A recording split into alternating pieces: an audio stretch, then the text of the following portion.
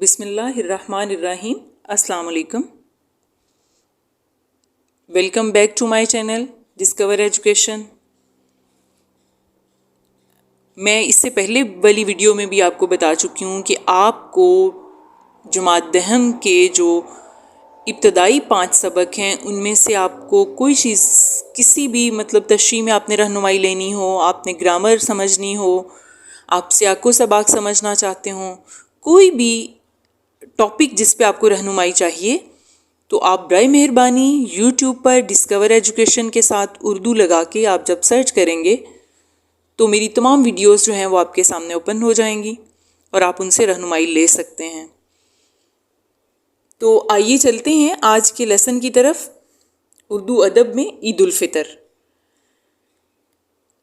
میں آج اس لیسن کے سیاق و سباق کے بارے میں آپ سے گفتگو کروں گی، لیکن میں چاہتی ہوں کہ پہلے میں تھوڑا سا آپ کو اس سبق کا خلاصہ بتا دوں۔ جی، اردو ادب میں عید الفطر جو مضمون ہے، اردو کی غزلیہ شاعری جو ہے وہ محبوب سے روز عید کی ملاقات تک ہی محدود تھی، مگر 1857 کے بعد اس میں وسعت پیدا ہوئی اور اسے ملی احساسات کی ترجمانی کا وسیلہ بھی بنایا گیا۔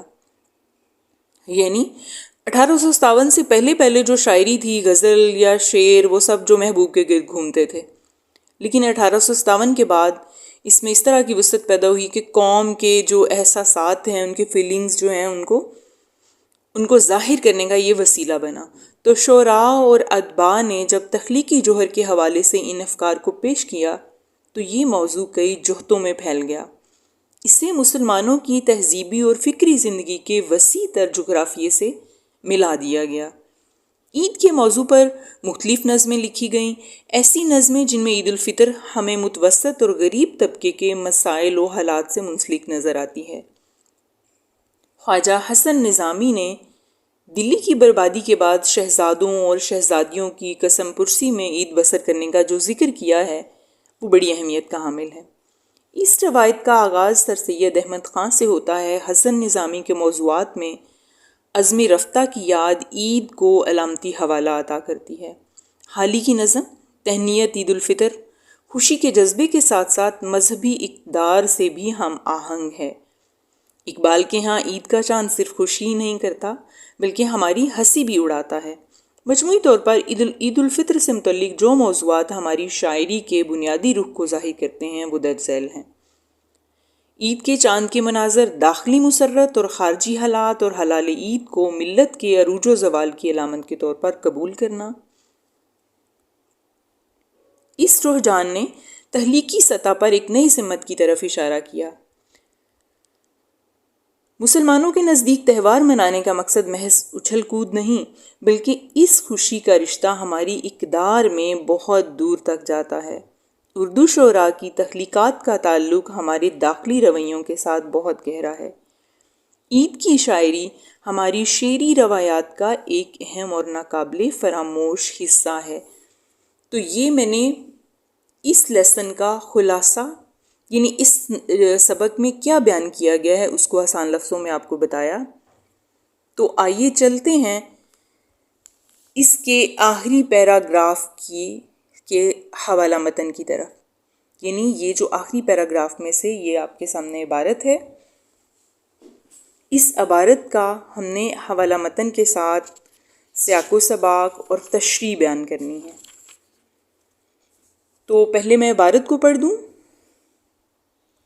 عید کا تصور مسلمانوں کے ہاتھ محض تہوار منانے اور اچھل کود کو کلچر بنانے پر منحصر نہیں بلکہ اس خوشی کا رستہ ہماری اقدار میں بہت دور تک جاتا ہے، جس سے عید کے بارے میں اردو شعراء کی تخلیقات کو ایک سمت ہی نہیں ملتی بلکہ ان کا تعلق ہمارے داخلی رویوں کے ساتھ اتنا گہرا ہے کہ ہماری شعری روایات میں یہ عمل صرف ایک طرفہ مناظر کشی تک ختم نہیں ہوتا۔ عید کی شاعری ہماری شعری روایات کا ایک اہم حصہ اور ناقابل فراموش حصہ ہے۔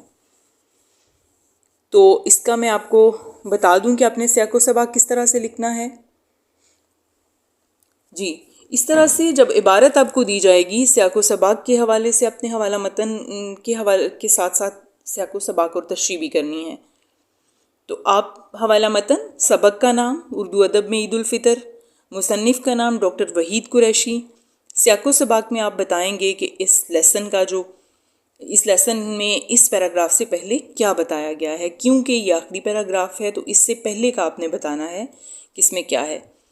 عید الفطر پر بہت سے شعراء نے شعر لکھے ہیں۔ ان کی طبع ازمائی محبوب کی تعریف تک محدود تھی، مگر جیسے جیسے شاعری کی جڑیں گہری ہوتی گئیں ان مضامین میں بھی تبدیلی آتی گئی۔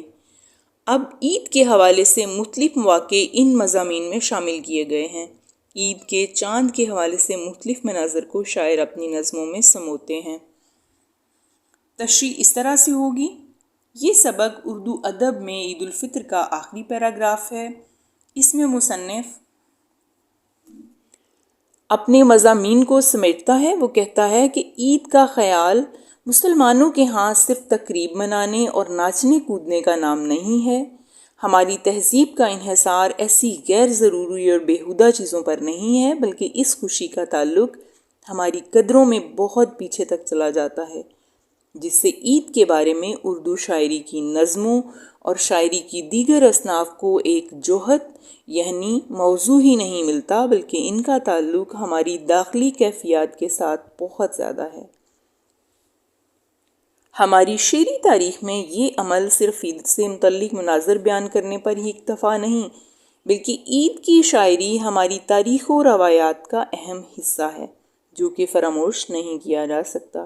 یہ حصہ ہماری شاعری اور تاریخ کا لازمی جزو ہے۔ تو یہ تھی آپ کی آج کی ویڈیو جو میں نے اردو ادب میں عید الفطر موضوع کے بارے میں آپ سے شیئر کی۔ تو اگر آپ کو میرے ساتھ اس طرح سے پڑھنا پسند ہے تو برائے مہربانی میری اس ویڈیو کو لائک کیجئے، شیئر کیجئے اور میرے چینل کو سبسکرائب کیجئے۔ بہت شکریہ۔ اللہ حافظ۔